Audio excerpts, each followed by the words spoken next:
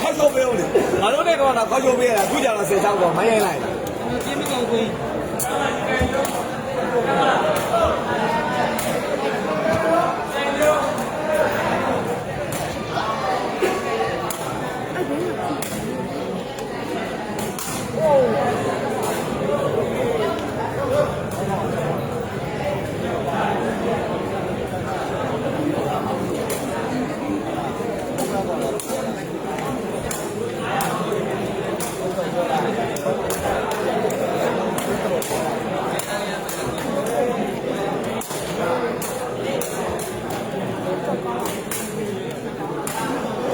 ကဲညီတို့ရေမင်္ဂလာပါဗျာနော်တကယ်ချမ်းပွဲတစ်ပွဲနဲ့ဒါမိတ်ဆက်ပေးလို့ပါဗျာနော်အခုဒီပွဲညတော့ဒါဥပြောင်းနှစ်အတင်းဖြစ်တဲ့ဒါအုပ်ဖို့ဘေးလေးလိမ့်မလေးဗီဒီယိုပွဲကြောက်ကြောပါဝင်တဲ့အတင်းနဲ့ခုနဒါကြည်တာတို့ကိုဒါစာပေတိုက်အားနဲ့စားသွားတဲ့အန်ကူရဲ့စာပေတိုက်အားနဲ့စားသွားတဲ့ပွဲစဉ်ဒါရွှေညောင်းအတင်းတို့နဲ့ဒါထိတ်တိုက်တွေ့ဆုံတဲ့ဒါပြိုင်ပွဲတစ်ပွဲဖြစ်ပါပြီဗျာနော်ခုနညီကိုတို့အနေနဲ့ဒါဆက်ပွဲတဲပွဲလေးကိုမကြည့်လိုက်ရတဲ့အတွက်ကြောင့်မလို့ဒါဒီပွဲလေးနဲ့ဒါရတဲ့စိတ်ဖြစ်ဖို့ရင်တော့ဒါ live လွှင့်တင်ဆက်ပေးခြင်းဖြစ်ပါတယ်ညီကိုတို့နော်ဒီပွဲစဉ်ကလည်းတကယ်ကို share ပွဲဖြစ်မှာမို့လို့ညီကိုတို့အားရကျင်းနေလိမ့်မယ်လို့ကျွန်တော်လည်းမျှော်လင့်မိတယ်ဗျအဲကြောင့်မလို့လေဒါညီကိုတို့ကို live လွှင့်တင်ဆက်ပေးခြင်းဖြစ်ပါတယ်နော်ပွဲမစခင်လေးမှာ like and share လက်မှတ်လေးအသေးလေးဟာလေးတွေဒါနည်းနည်းစွန့်ကြည့်ပေးလို့ရပါတယ်ဗျနော်ညီကိုတို့နော်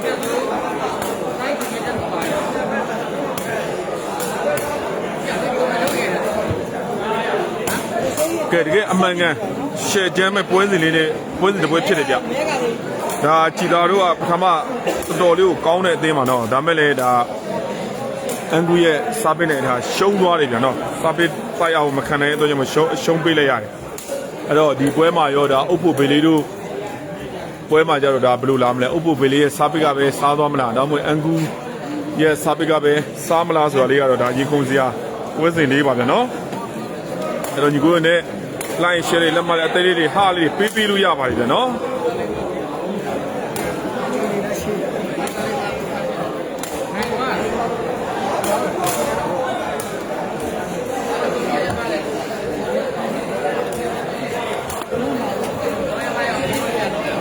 ကဲဘယ်မစခင်မှာ share ပေးကြပါဦးဗျာနော်ညီကိုတို့ရေ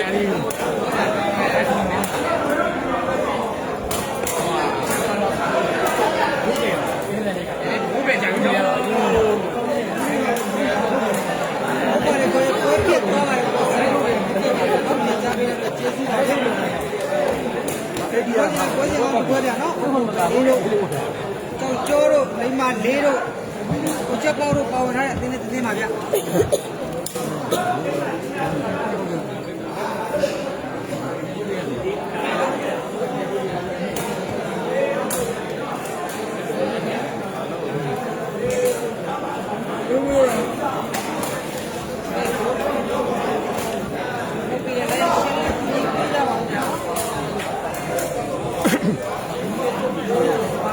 တော်ကြီးပွဲဘလို့ပြီးလေကိုချင်းပွဲပြတ်သွားပါလေဗျာနော်ချစ်ခံရလို့မုန်းနဲ့ပကန်းသားလေးဇွေးသူရေရှင်းပေးထားပါတယ်တဲ့မိုးတိုက်ရေကျေးဇူးထူးပဲတင်ပါလေဗျာနော်ကဲညီကိုတို့ရေဒီပွဲစဉ်ပြီးရင်တော့ကျွန်တော်ကတော့နောက်ထပ်ဆရာလေးပွဲတစ်ပွဲပဲလိုက်လွှင့်ပေးပါတော့ဗျာနော်ပွဲပြီးကျွန်တော်အနေနဲ့ဒါခဏတစ်ပြုတ်ငားပြစေဗျာနော်ညီကိုတို့ရေကဲညီကိုတို့ဒီပွဲစဉ်လေးကိုလေဒါလိုက်ရှယ်လေးလက်မလေးအသေးလေးဟာလေးပေးပါအောင်ဗျဒါတကယ်ကိုရှယ်ချမ်းမဲ့ပွဲစဉ်ပရိသတ်တွေအတွက်ညီကိုတို့အတွက်တကယ်ကိုအကြိုက်ပွဲစဉ်တစ်ပွဲအဖြစ်ဒါတကယ်ကိုကြည့်ကောင်းမဲ့ပွဲစဉ်လေးတစ်ပွဲဖြစ်တော့ကျွန်တော်အနေနဲ့ဒါ recommendation ပေးချင်ပါတယ်နော်တော်သေးရဲ့ဟောပါတဲ့ဟောင်းတဲ့တော်ဒီလိုနဲ့ကြည့်ပြီးသွားတယ်ကျွန်တော်ကကားလေးပတ်သက်ပါဒီမှာဂျိုးရဲ့တော့မဲ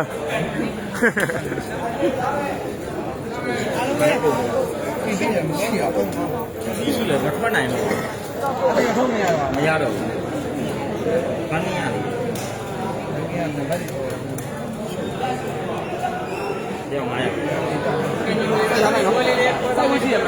ရောင်းရကဲညီတို့ special ပွဲပါနော်မကြခင်စတင်ပါတော့ညနော်ကဲခေါင်းမန်းကလည်းဒီမှာတော်တော်လေးထွက်တယ်ဗျဥပွဲစားကြီးပါနော်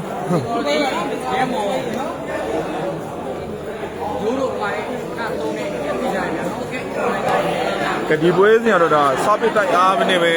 စကားပြောသွားမယ်လို့ကျွန်တော်လည်းမြင်မိတယ်ဗျဘာလို့ဆိုတော့အုပ်ဖို့ပေလေးရဲ့ချုပ်စာပစ်နဲ့သွားမလားဒီဘက်ကအန်ကူရဲ့ဒါဂွင်ပါဝါနဲ့ပဲစားဝါမလားဆိုတာလေးကတော့တကယ်ကိုစိတ်ဝင်စားဖွယ်ကောင်းတယ်ဗျနော်ညီကိုတို့နော်အဲ့တော့ညီကိုတို့အနေနဲ့ကဲလိုက်ရှယ်လေးလက်မလေးအသေးလေးတွေဟားလေးတွေပေးလို့ရပါပြီဗျနော်အကြံဖန်မပါတဲ့အမှန်ကန်ပွဲစဉ်လေးတွေကိုနဲ့ဒါမိတ်ဆက်ပေးခြင်းဖြစ်ပါတယ်ဗျနော်ညီကိုတို့ကောင်းမလဲဗျနော်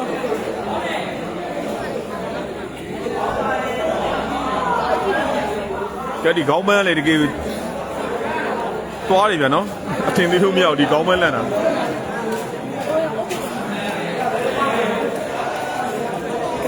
ကဲဘုရားစင်းမှာကြက်ပေါက်လေးကတော့ဒါအရင်စင်းမှာပဲရှိပါသေးတယ်နော်ဒီဘက်ကကြောက်ကြောဥပြောင်နဲ့တက်ကကြောက်ကြောရယ်လိမ့်မလေးရယ်အုပ်ဖို့ဘေးလေးရယ်ဒါသူတို့အတွဲနဲ့လာမယ်ဗျနော်က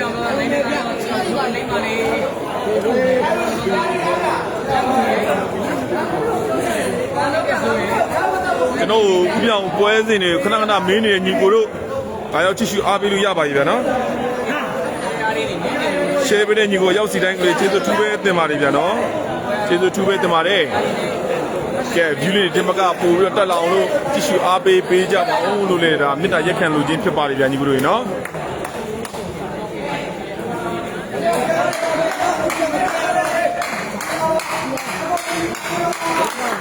ကဲပွဲစပါပြီဗျာနော်တော်လေးအေးလာပြီဗျာနော်ရာတီဦးကတော့အေးလာပြီဗျာ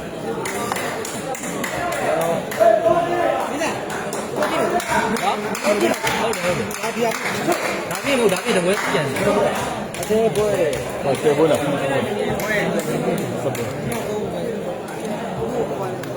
ပဲကျန်တော့တော်စင်းတို့စက်တယ်ပဲမိုက်ရော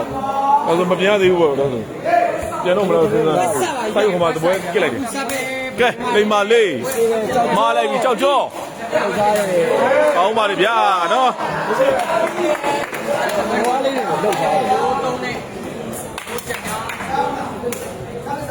ဒါမှန်တာကွာကျွန်တော်ဒါအရင်ကညောင်းသွားကြည့်တယ်ဒါယူကတော့ဒါယူစတော့ခဏနော်ပေါ်တင်လိုက်တော့အဲ့လိုပါအဆင်ပြေမှာဟုတ်တယ်ခါညောင်းတယ်လာပြီ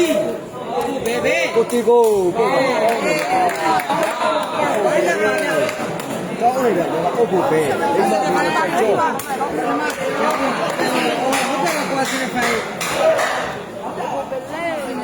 လာပြီဝေးတယ်ဗျာနော်ကဲညီကိုတို့ရဲ့ line share လေးတွေအပေးမဆလို့ရတယ်ဗျာနော် special အစီအခံတင်ပြပေးပါဗျာနော်အခုလိမ္မာလေးရဲ့ချင်းလုံးပေါ်ချော့တဲ့အနေထားတော့တကယ်ကိုအံ့ဩဖို့ကောင်းတယ်ဗျာနော်ဒီမှာလေးကတော့ချင်းလုံးတော့ချင်းလေးနဲ့ကာယချော့ပြီးတော့တင်လာတော့သိမြင်ထားရတယ်ဗျရှိမှရေပန်းစားနေတဲ့အုပ်ဖို့ပဲလေးစားပေးပေါက်ဗလားရဲပြုတ်တာအခုတရားလေးပဲမိသားပြီသူရင်းကနမဒီလားနမအဲ့ဒီကလုံးလေးတိုင်းကျတဲ့ခေါ်လုံးလေးဟောလုံးလေးကျွန်တော်နမိတ်နဲ့ဖတ်ဆက်မိပြီလားအမိသားဟဲ့ကဲစားပြီလေဗျာဒါကြမထီနော်စတဲမထီနော်စားပြီဒီပေါ်မှာဘယ်နှလုံးသားပေါက်သွားမလဲဆိုစိတ်ဝင်စားစရာပဲဗျဟုတ်ပါရဲ့ဘယ်လိုပဲစားပြီခိုင်းရည်တွေကဲကတုံးလေးတွေဗျာနော်ကတုံးလေးဒီအကျက်တွေပရိုကတ်နဲ့လိမ္မာလေးပေါင်းလိုက်တာဗျာပြီ ပဲလေးပဲ ဟုတ်ပဲလေးပဲကောင်းတယ်ဟေးရှေ့ဆိုတာမျိုးပြောတာပါနော်ညီကိုတို့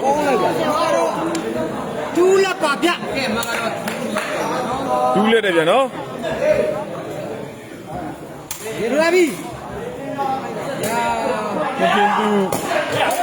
ကအမှမပြန်ရသေးဘူးလားပြန်ပြီးရပြီနော်ဖေးပိုင်ရေးခုနရှုံးသွားလားမသိဘူးနော်ရှေ့ပေးထားတဲ့ပကန်းသားလေးဇွဲတူကြီးကျေးဇူးထူးပဲတင်ပါလေဗျနော်မင်္ဂလာပါကိုချင်းဘယ်ကကြိုက်လဲတဲ့ဒီကပဲကြိုက်ပါလေဗျနော်ဥပြောက်ဘက်ကပဲကြိုက်ပါလေဗျ ဟုတ်တယ်ဒီမှာရ ဟုတ်ကဲ့ပါခင်ဗျာတန်းထွန်းအောင်ရေးကျေးဇူးပါတယ်ဒီတိုင်းမှာဒီနေ့တိုင်းတိုင်းမြန်မာဝန်းပြေပွဲတော်ကြီးရမကြည့်ဘူးဟုတ်ကဲ့ပါခင်ဗျာပလိုင်သားလေးရေနော်ကျေးဇူးတင်ပါတယ် နော် ဘေဂျိုရေးတဲပွဲကရှုံးသွားပုံကိုပါလဲဆိုပွဲပြတ်သွားပါတယ်ဗျာနော်ညီတို့ဘေစီညှိမရတဲ့အတွက်ကြောင့်မလို့ ဒီမှာလေး လိမ္မာလေးရဲ့ချင်းလုံးကိုချော့ပုံနေရတော့တကယ်အံ့ဩဖို့ကောင်းနေတယ်နော် ကောင်းတာလက်နော် ဒူးလက်ပါဟော3လက်ပါညီတို့ရေး ဒီလက်ပါဗျကိုပဲလေးစားပြီးပဲထိုးရလိုက်ပြီ ဝေးရဗျာနော် အေးသွားပြီဗျဟောလက်ကြီးပြဖြစ်သွား လက်3ပါဗျာနော်စပစ်ချိန်ပါညီတို့ရေး ပြီးပါအမှန်မှန်တော့လက်ကြီးဗျနော်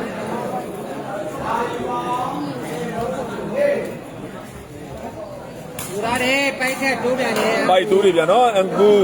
ဟိုက3လက်ပါဗျ စပစ်ချိန်3လက်ပါ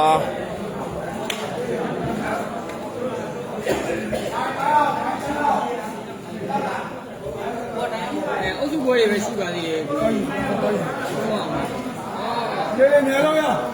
ဟုတ်ဟုတ်တတိယရဗျာနော်ကျွန်တော်များပဲ တိုင်းမောက်ခဏခဏခေါ်ယူထားပါလေဗျာနော် ကိုရှေ့ကြီးတယ်ဟုတ်ကဲ့အစင်းဖိုင်နော်တော့ပါရင်ကဲ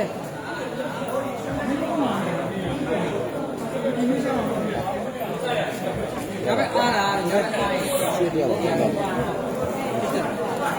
လို့လဲ ကဲဟိုမှာပါခင်ဗျာဟုတ်ပြီဘီလီကတော့လက်ကိုရှိတယ် ရှိသေးတယ်ဟိုကိုယ်ပိုင်ဆက်လို့ကိုရှိသေးတယ်တော့တော့ ဟုတ်ပြီလေပလာသာစီးနေပြီနော်ဟန်စပလက်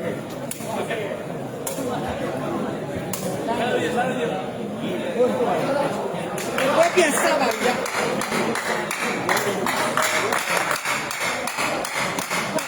ကဲလာဗျာလက်ခုပ်တန်လေးတွေလာပြီဗျာနော် လက်ခုပ်တန်ရဲ့ဖန်ပါဗျာရာဘီကဲဖိုက်တက်ကို ကဲပိုက်တိုးသွားပြီဗျာနော်ပိုက်မကြော်ပါဘူးဗျာ လက်3ပါဗျာလက်3ပါယူလို့ရေးကဲအန်ကူစာပေးကြည့်နေဗျာနော် ဟေး ဒီမလေးရသေးရဲ့ ဒီပါနေ ဒီသွားပြီဗျာနော်ကတုံးလေးပိုက်တိုးတယ်ဗျာကတုံးပိုက်တိုးသွားတယ်ဗျာနော်ဟုတ်ကဲ့ပါခင်ဗျာတက်ကူအောင်ရေး ဘယ်ကောင်းလဲ ဒီမှာလေခင်ဗျာခွင်းအပြည့်မမြင်ရဘူးဗျာတဲ့ခွင်းအပြည့်ကျွန်တော်က ဒီလက်ပါ ချက်ထားလို့ပါညီတို့ရေနော်ခွင်းပြည့်မြင်ကြည့်လို့မကောင်းဘူးဗျ လာပြပြီ အဲ့လိုလေနည်းနည်းတော့အော်မလေးဟာအော်မလေးဟာ ဒီမှာအုပ်ပဲလေဒီမှာဆက်ရအချက်ဆုံးအကုန်ညောင်းဟေး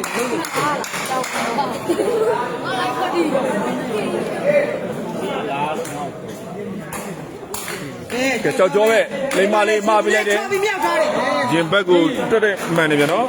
ဟုတ်တယ်ဗျာ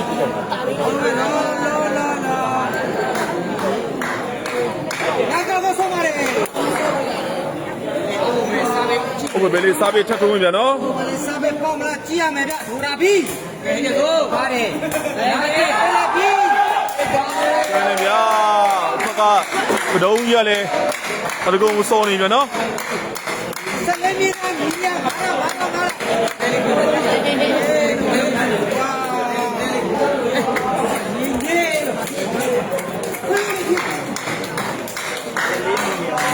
ကဲအန်ဒီစားပေးထုံးဗျနော်ဝေးပါလေဗျနော်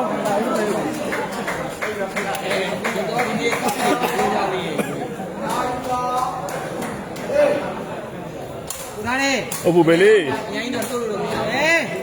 ကောင်လေးကောင်းပါတယ် ကဲအောင်းလိုက်တယ်ဗျာကတုံးလေး 3ပါဗျ လက်3ဖြစ်သွားပြီနော် လေးပြ သမတ်တော့ မရသေးဘူးဗျာနော်အန်ဂူလိုဘက်ကရှန်ခေါ်လေးဘာဝင်လို့လဲတဲ့ချင်းလုံးကောက်ပေးရတယ်ဗျာနော် ခြေဝင်ကချော့ထားလိုက်ပြီကြော့ ကြောမိုးပေါ်ထောင်တက်သွားပြီဗျာ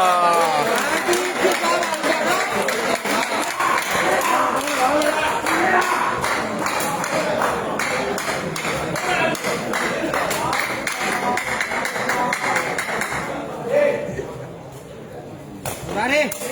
ရလေးတွေဒါလေးတော့ပဲကောင်းလိုက် ကြောကောင်းတယ်ဗျာနော် 3-1ပါဗျဒ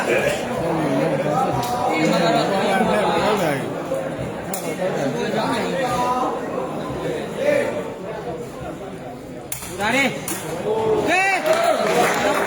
ဥပ္ပဘယ်လေးရဲ့စာပစ်တစ်လုံးပေါက်သွားပြီဗျာနော် 4-1ပါ 4-1ဖြစ်သွားပါပြီဗျာနော် 4နာမဲ့4-1ပါဗျဒါပြန်နေ ချက်ထိုးတဲ့ဥပ္ပဘယ်လေးစာပစ်ပြင်းနေဗျာ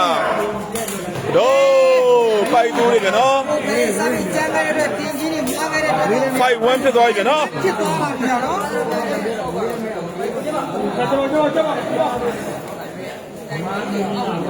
စိုက်ချမ်းချမ်းလေး 5-1မှာညူတို့ရေ သွားပါဗျာ အိမ်မှာလည်းအရင်တော့မကောင်းတော့ဘူးကောင်းပါလေဗျတော်တော်လေးကိုသူကချင်းလုံးချော့တာကောင်းတာဗျာနော်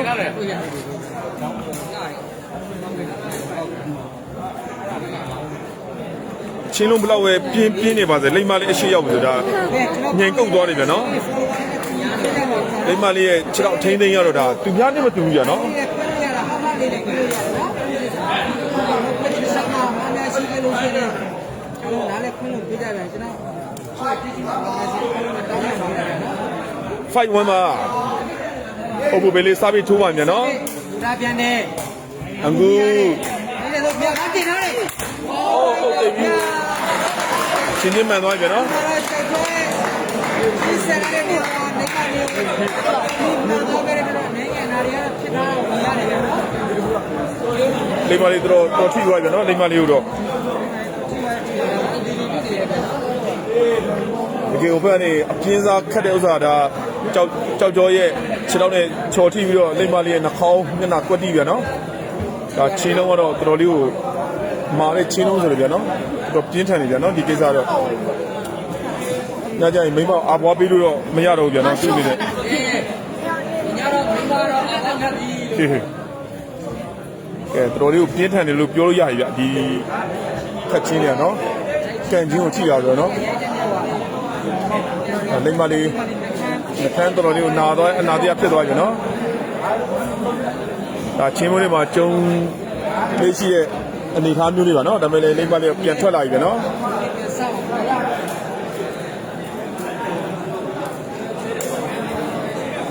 လည်းပဲပြန်ဆောက်ပါနော်မလေးရ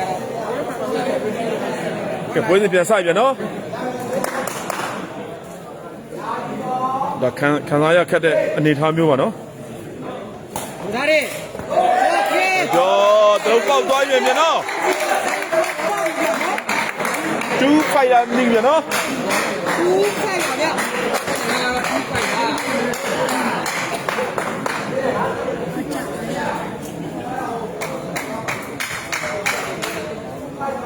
2 fight ပါညူတို့ရေပြန်စပြီနော်အန်ကူနောက်တဲ့စာပင်းတွေပဲအမက်စူဆောင်ထားနိုင်မလား ဒါလေး ပြောရင်ဆိုရင်လည်းကြောက်ကြောစီမှာတက်ပြီးတော့ပေါက်သွားပြန်ပြီနော်ကြောက်ကြောစီမှာနောက်တစ်လုံးထပ်ပေါက်သွားပြန်ပြီနော်3 fight ဖြစ်သွားပြီနော်ရမက်အနေနဲ့ဒါကွာဟာမှုကတော့အရင်ကြီးကိုကြီးမားတယ်လို့မရှိတော့ပြန်နော်အန်ကူစာပင်း ဒါလေး နောက်တစ်လုံးကြောက်ကြောဖက်ပါပဲဘယ်လိုင်းမှာပဲချက်ပေါက်သွားပြီနော်ဒိုင်းမောက်ခေါ်လိုက်ပြီနော်4 5ပါ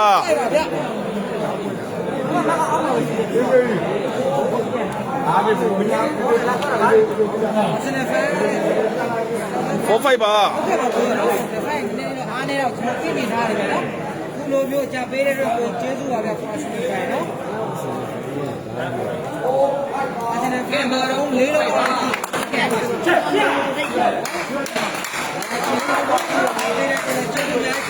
ကဲဘာလို့ဆက်ဖြစ်လာအောင်မလဲ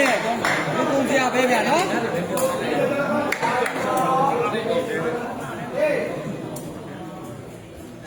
ိုဒါရဲ နောက်တစ်လုံးသုံးလုံးစတိုက်ပေါက်တယ်ဗျာနော် 5 all ဖြစ်သွားပါပြီ 5 all ဖြစ်သွားပြီနော် ဒီပွဲမှာတော့အန်ကူစားပြီးလုံးလုံးနေတာပေါ့ အန်ကူစာပြီးတော့ဒါကြောက်ကြိုးကိုတော်တော်လေးကိုချင်းချောက်နေတာတွေ့ရတယ်ဗျာနော်အန်ကူစာပြီးထက်လိုက်ဗျာနော်5 all ပါ ဒါရဲ လိမ္မာလေးအตาရလေးပဲဘယ်လေးကောင်းလိုက်တဲ့ချင်းဆက်ဗျာနော်ကနာဝပြန်လာမသိဘူးတော့ပြန်ကဲနောက်တစ်ယောက်ကြည့်ကြမယ်နော်နာသွားပြန်ပြီနော်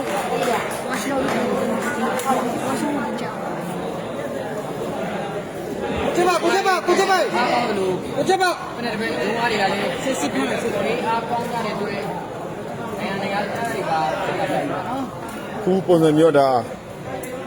ချစ်ပတော့ချိန်နိုင်တဲ့အနေအထားမျိုးပါနော် ကောင်းပါလေအဲ့စီကပုံကောင်းတယ်မြန်မာနိုင်ငံမှာတော့ဒီစီးတစ်ခုပဲကြီးကကမ္ဘာမှာတော့မရှိဘူးစီးရရပြီရပြီ လိုက်သေးတယ်စနေပြည့်တယ် ကဲနည်းနည်းနော်နည်းနည်းလေးအင်ဂျင်ဖြစ်သွားပြန်ပြီဗျာနော်တော့ခေါက်သွားတယ်လို့မြင်ရတယ်ဗျာဘယ်လေးရနော် ကျွန်တော်လိုက်သမားတွေတော့ဒါတကယ်စိုးရင်စရာကတော့ဒါခရူသမားတွေဆိုတော့ဗောနော်ဘဝသမားတွေကကိစ္စမရှိဘူးနော်အဲ့ဘုဘေးလေးအသေးသေးကြိုးစားပြီးတော့ ကိုကျမကိုကျမ ဒန်အနာဒီယာရောက်တာတွေ့ရတယ် နည်းန နော် ည်းပြန်ပြီနည်းနည်းလေးပြန်ပြီကဲဒီနည်းနည်းနာသွားတယ်ဗျာ ကဲပွဲစဉ်လေးပြန်စတင်มาတော့ပြီနော်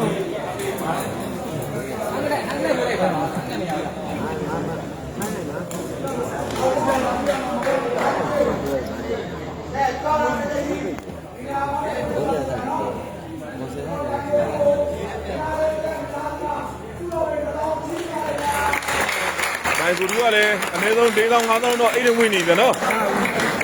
မကောက်ဘူးရဲ့ ဘယ်လိုက်တမားတွေကတော့မင်းနဲ့နေပါလေဗျာ ဥပဒေဗျာနိုင်ကူကတော့ တော်တော်တမင်းနဲ့နေပါလေ တော်တော်လေးဝင်ဝင်ကောင်းနေပြန်တော့ဒါပေမဲ့ဒါလေး ဟိုဒါတွေ ဟုတ်တယ်ဟေးအခုစားပေးဝေးပြန်နော် ဒီလိုရပါဘူးဆက်ပါဘူး ချင်းလာပန်းတော့ချင်းလာပန်းတော့ ကဲအပူပေးလေးစားပေး ဒါပြည့်နေ ကဲလေပြီးသွားပြီ ဘယ်လေး ဘယ်လေးကောင်းနေဗျာတမတ်တက်သွားပြန်နော် စစ်ဖိုက်ဖြစ်သွား စစ်ဖိုက်ဖြစ်သွားပါပြီဟေးစစ်အော်လားစစ်အော်လေဟေး ဘာမစစ်အောပါဗျာနော် စစ်အော်လေဗျာနော် တော့မိုင်းတမ်းမှာတာဗျာ ဘာပါနေကြတာ3 4 5လား ကဲရုံးဝင်ဗျာဟေးဗျာ7 6ဖြစ်သွားပြီဗျာနော် စစ်ပါဗျာကဲတော့ဘယ်နဲ့ဘာလဲနားလည်းပြကြပါအားလုံးပါ 7 6ပါညီတို့ရေကဲ comment လေးပြန်ဖတ်ပြင်ဗျာနော်ကျွန်တော်ရဲ့ ပြေ အောင် ပြေ တော့ရဲ့ ကလည်းပြေ ဥစ္စာမရဘူးဗျာနော်ဟုတ်တယ်ဗျအခုစားပြနေတော့ဒုက္ခပေးနေဗျာနော်အိမ်မလေးကောင်းချက်ဗျာအိမ်ချိန်သွားပါပြီဗျာ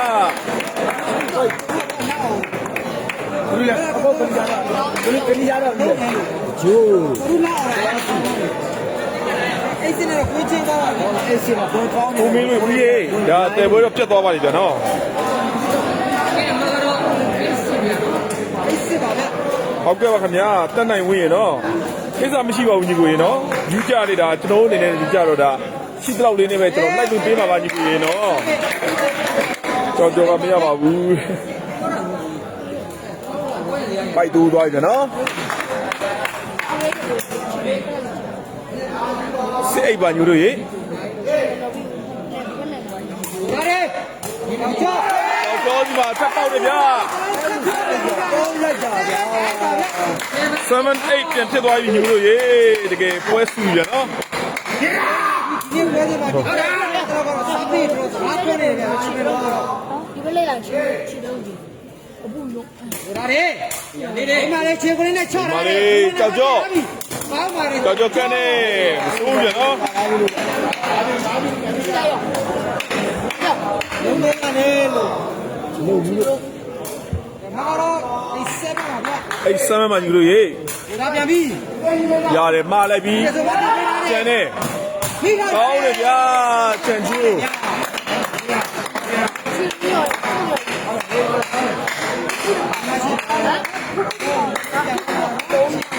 ဝိုင်းစီစီခံစားရတယ်ဗျာ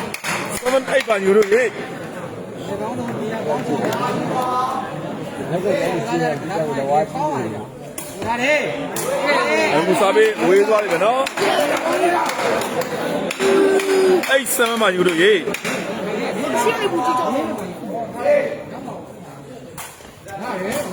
အခု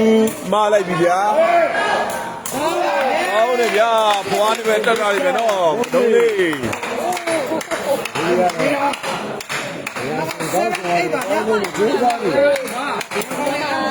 7 8ပါညီတို့ရေနော် အဲ့တော့ကိုရကြည့်ရတော့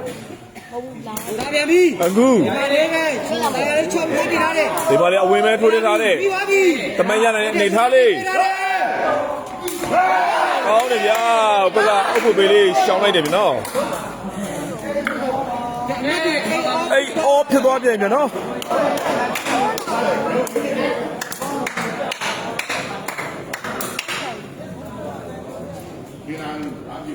ကျွန်တော်ရေတေပွဲပြတ်သွားမယ်လေဒါဆက်ပွဲတစ်ပွဲရှိအောင်ပြီဗျနော် ဒါလေး အခု ဟောပဲအတင်ပေးလိုက်ပြီ အုပ်ဖို့ပဲလေးကောင်းပါလေဗျနော်အဲ့အော်ပါဗျပြီးလာပြီဟာဘူးဗျနော် ဒီပါဘူးဟုတ်ကဲ့ သူကတွေးနေနေ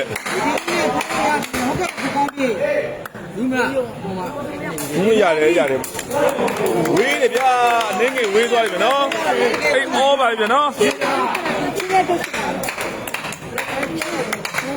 ကဲညီကိုတို့ရေကြည်ရင်ပြိုင်းနေပဲရှဲလေးလက်မလေးအသေးလေးဟာဟာလေးပေးပေးလို့ရပါပြီဗျနော် ဟာဝေးလို့မရဘူးဟိုကမြန်လိုက် မိမရှိရလား ဒီမှာလေး ကဲလိမ္မာလေးရဲ့စိတ်ချင်းကကောင်းတယ်ဗျာတောက်ကြောအမလေးဟာ ဟုတ်ပါ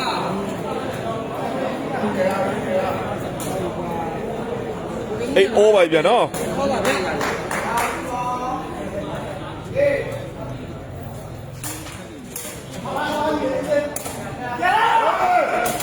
ပိုက်တိုးတယ်ဗျာ9 8ဖြစ်သွားပြီဗျနော်ကွာသွားပြီဗျနော် ကိုလူနဲ့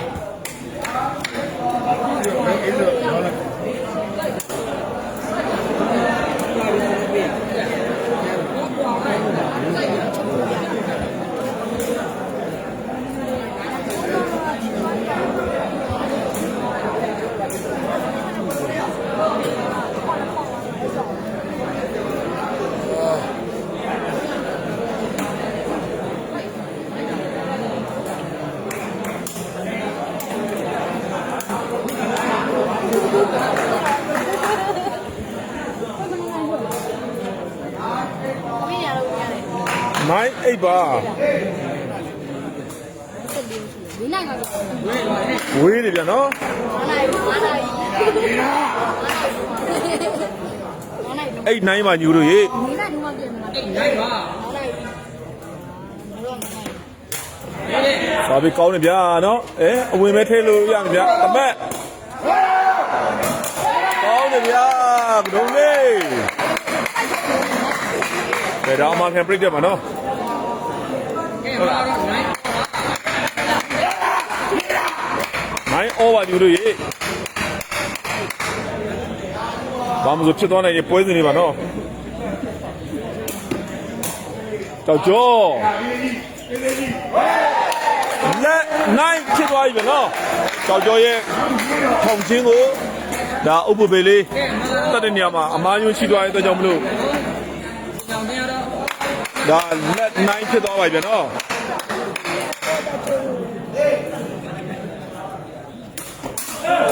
အမလေးတိုင်ကိုကြည့်ရဗျာ ပုံလိုက်အေးဒါလေးကိုပြင် လုံးစမ်းမယ်ဗျာနော်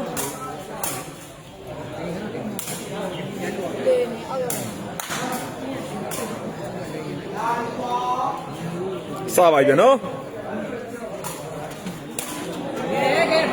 ဘာဖြစ်လို့ပေါက်သွားပြီဗျာနော်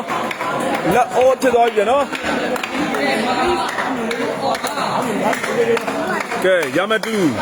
တန်ဩဘာညီတို့ရေ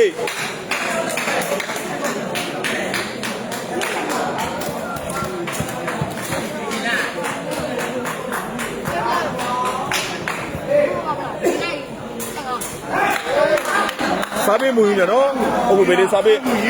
လက်ဩပါပဲပြန်နော် မကတော့ဟိုပါအမစားပဲကြည့်နေတယ်နော်အမစားပဲတရားနဲ့အမတွေ ဒီနေ့ဒီပွဲဆက်နေကြည့်ပါမင်းမကြည့်ဘယ်လဲထောက်ပြန် ကြောပဲနားတယ် ဟုတ်ဘူးပဲလေ ဟိုပဲအောင်းပါလေ ကောင်းတယ်ဗျနော်လက်ဩပါဗျစာပေချင်းပါ မကတော့ဟိုပါဒီပဲကုန်တာဒီကောင်ကပြည့်ပြည့်နေတယ်ကျေစိုး ဝေးရဗျာဝေးသွားတယ်ဗျနော်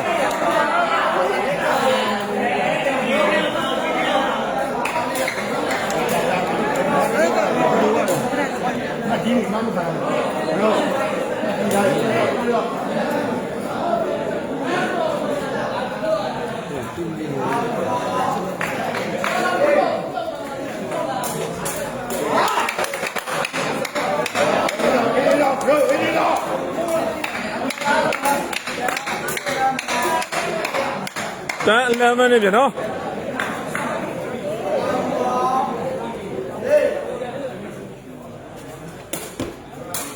ဒီမလေးကြောကက်နေဗျ ကဲမကတော့အလဲပါကျန်တယ်နော်ကတော့ကတော့ဒီတော့တာကြီးပါလေနော်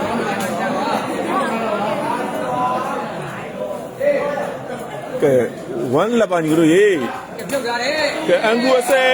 စာပြီးတော့ပေါက်သွားရတယ်မလို့2လက်ပါ ကျန်ပါ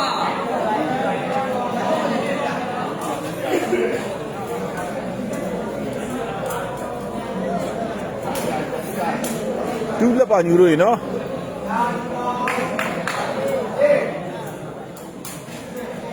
ဒီတော့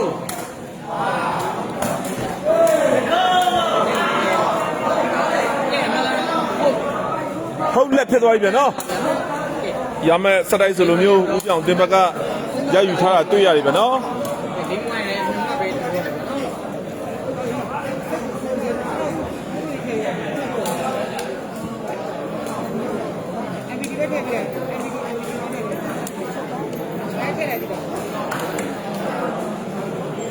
啊，我过来。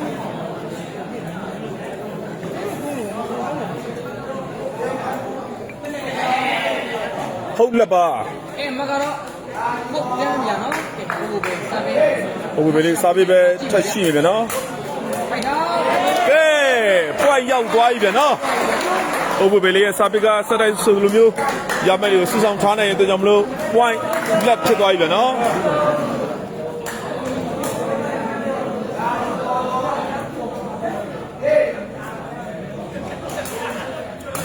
ဒီနေ့ကိုနေထားတယ်။ဒီပြန်ထည့်ထားတယ် ကဲလိမ္မာလေးတာယာလေးပဲကြောက်ကြော ။အဲ ပြီးဆုံးပါဗျာကဲယူရရေဥပြောင်ကလပ်ဆိုတဲ့အသင်းကတော့ဒါတမန်ပြီးတော့နိုင်မှုတပွဲကိုရယူသွားထားနိုင်ခဲ့တာတွေ့ရပြီဗျနော်အဲ့တော့ဘာပဲပြောယူရရေနောက်ထပ်ပါပွဲလာမယ်ကြည့်ရမယ်ဗျနော်ပြီးတော့ဒါစပွဲကောင်းလေးတပွဲထက်ရှိမယ်ဗျနော်ဒါဖက်ကလိုင်းသားရည်နဲ့အတူကစားမဲ့စပွဲကြည့်မယ်အခုစပွဲလားကညူတို့ရေစပွဲနဲ့ထပ်မံပြီးတော့အားပေးပေးပါအောင်ဗျနော် ဒီပွဲထည့်နေတယ်